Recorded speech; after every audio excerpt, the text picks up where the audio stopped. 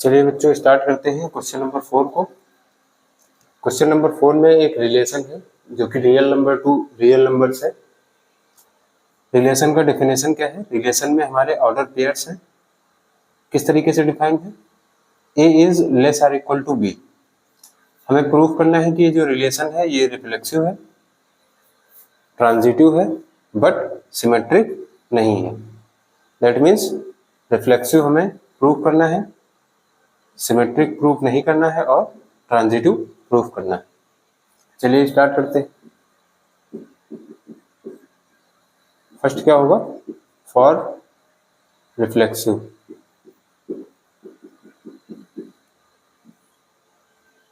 Late A belongs to R. A कोई नंबर है जो कि कहां से हमने चूज किया है? रियल नंबर्स में से।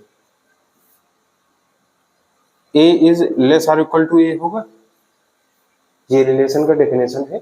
A is less or equal to B. तो यहाँ पे अगर हम लोग कोई भी नंबर लेंगे रियल नंबर्स में से, वो या तो खुद के इक्वल होगा, छोटा तो हो नहीं सकता है, दैट मीन्स वो खुद के इक्वल तो हो सकता है। तो ये कंडीशन क्या हो रही है? सेटिस्फाई हो रही है। दैट मीन्स क्या हो जाएगा? ए कॉमा ए ये बिलोंग करेगा किसको? रिलेशन को। हेंस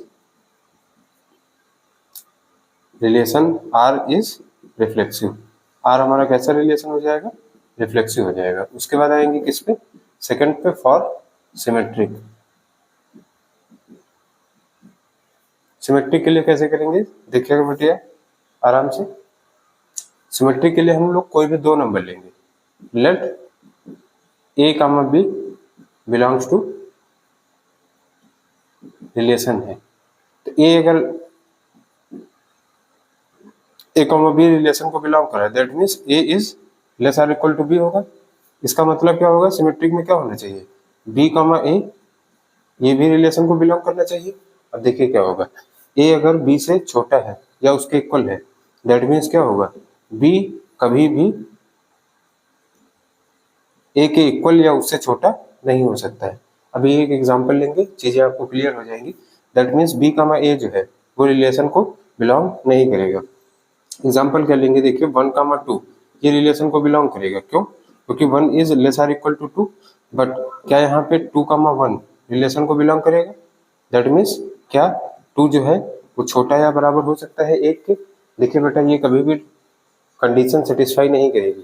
देखिए ये वाली सेटिस्फाई कर रही है। 1 जो होता है वो छोटा होता है 2 से, बट 2 जो है ना ही वो 1 के इक्वल होता है और ना ही 1 से छोटा होता है। दैट मीन्स 2 कामा 1 रिलेशन को बिलोंग नहीं करेगा। यहाँ पे इसको हम लोगों ने किस तरीके से रिप्रेजेंट किया था? सिंबॉलिक फॉर्म में। तो क्या करेंगे? तो हम लोग लिखेंगे because a comma b belongs to relation and b comma a does not belongs to relation, hence R is not symmetric.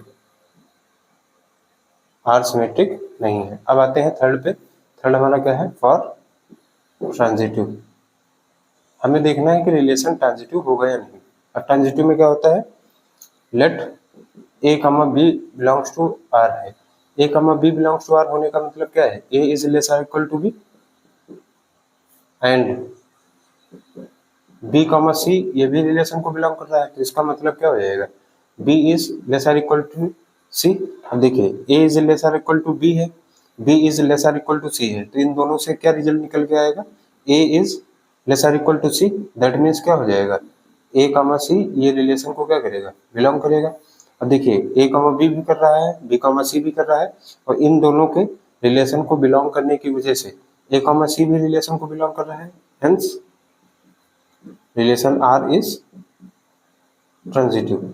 हमारा रिलेशन आर जो है वो कैसा रिलेशन होगा? वो ट्रांजिटिव होगा। तो यहाँ पे देखिए हमने प्रूव कर दिया कि ये रिफ्लेक्सिव है, सिमेट्रिक नहीं है, बट ये ट्रांजिटिव है। तो यही हमें क्या करना था? क्वेश्चन नंबर 4 में प्रूव करना था। नेक्स्ट हम लोग करेंगे क्या? Question number 5।